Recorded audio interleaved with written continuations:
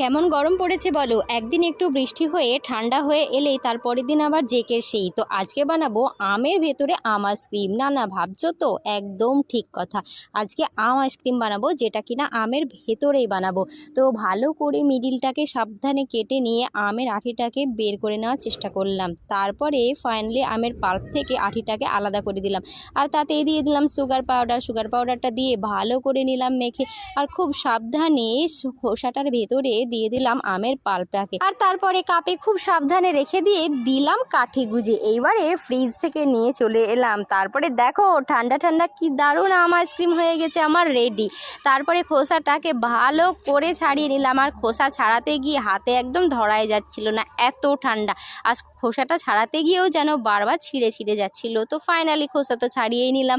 কি দারুণ দেখো হয়েছে, আর খেতে তো আরও টেস্টি হয়েছিল। তোমরা একবার ট্রাই করো। আজকের মতো টাটা।